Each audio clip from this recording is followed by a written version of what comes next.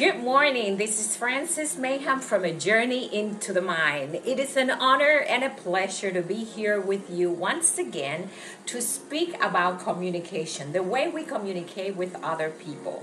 How do we relate a message? If I said to you instantaneous interface communication, what comes to mind? Is it communication at a distance? Perhaps spooky reaction at a distance, like Einstein say, or simply the way we communicate with each other and relay messages to one another. How fast are you or I able to receive messages, whether it is visually or through vocal interpretation? How do we entice the audience not only to listen to what we have to say, but to understand the message that we are relating? When it comes to instantaneous message communication, I will say that today we do that already. Do you know that it's possible for you to communicate with another person at a distance? Yes, communication at a distance exists today, or what physics refer to quantum communication. That means that I am able to receive a message from you and vice versa, that we both can relate through either visual cortex or through vocal or even mental telepathy. Yes, that is possible. We practice that today. Do you know how it's possible to acquire this ability to communicate with other people and relay messages? It's not so much about enticing the audience to try to listen what you have to say, but also to understand, even without saying a word, what is it that you are relating. Did you know that it's possible for you to have a thought, and before you can even express yourself vocally, for me to tell you precisely what you're thinking about? Yes, it is possible. But as I said before, there is a way to do that. First, we can do that through conscious awareness of our thinking. Moments of silence, when we get quiet and we listen to our inner voice that is speaking to us through us. This morning, for example, I was sitting down and I was reading a book about artificial intelligence, superhuman intelligence, and instantaneously a thought came about: instantaneous interface communication.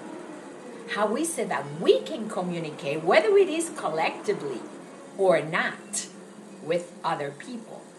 Of course, to do that collectively, we first have to practice how to concentrate in a group, in a gathering system. Then our thoughts can intertwine. Yes, it is possible. Of course, with today's technology, when we speak about artificial intelligence, it is possible for artificial intelligence also to do such a thing, to be able to relate to us back and forth with the machine in our brain. We know that there are many, many programs in progress, some of which we have knowledge and others that we do not know. This is how Neuralink began, where we're trying to study the ability of the brain to communicate in multiple facets so that we can enhance ourselves and even machine to help us communicate at a speed of light. Yes, it is possible to communicate. Yes, we are on the verge of discovering how it is possible that we can think and relay messages to the outside world and for others to understand precisely what is it that we're trying to say. Can you possibly imagine you thinking something and a machine at a distance immediately grasping what you're thinking and relating back to you that information? This is what came up to me this morning. Anything is possible as long as we try it, as long as we put it into practice and we figured out how to do it. How do we do that? How is it that so many people today in a marketing world are able to convince, to entice us with their words and their motivation about what we should or should not buy, about their program, about their self-help programs and telemarketing? How is it? Some have the ability to communicate with words and maybe even images, while others have a gentle way of communicating and relating a message without having to say much. And I believe this is where we need to practice to enhance communication at a distance. See, communication is not something we force upon someone to understand, to listen to, or to learn from us. It is something that is a gift. It is something that we practice with silence and we tune into in order to enhance our ability to relate and communicate with the outside world. Some haven't, and some practice to have it. Some are very good at enticing us to believe what they say, to understand, to have faith in them, and to know that what they're saying is the truth. While others use the facade of trying to tell us what is it that they want us to understand with different images and imagination of reality.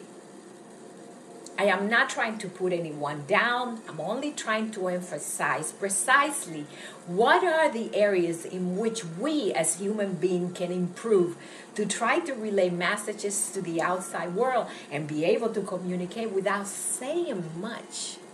See, some have the virtue to say one word and you grasp it. Some have the virtue to just relate a message, speaking about a topic or speaking about something that they know or perhaps they have gone through in order for us to understand the message they're relating to us. And that is primordial. It's not so much what you are trying to say, but how you are saying it, to whom, and what is it that you're trying to relate to your audience. I believe that the future of us intertwined with artificial intelligence will be one of the greatest discoveries we can ever encounter in the history of mankind. Although there are many who worry about what is going to happen with our jobs, believe me, we have nothing to fear. Because by creating a machine or a system and a program that enhances the way we think, we program that machine, it increases our intelligence. This is why we call it artificial intelligence, because it comes from a machine, but it's something that we can relate through our mind and something that we ourselves can enhance through our ability of thinking, creating, and innovating a better world for everyone globally. Because that which influences us here influences people across the globe. Africa, Asia, India, Middle East, Europe, everywhere. So we are gifted in a way to know that we have this beautiful mental ability to connect to something or a source that is higher than ourselves and be able to come up with idea, thoughts, information, innovation, and intelligence to try to enhance our own future. It's been a pleasure, as usual, to speak to you, my audience, about communication and the way we can enhance our way of communicating with the audience, how we can entice without having to say too much. What is it that we are relating and how we are relating those messages to the outside world? What is the future of us with artificial intelligence or human being super intelligence? Thank you. Have a wonderful day. Goodbye.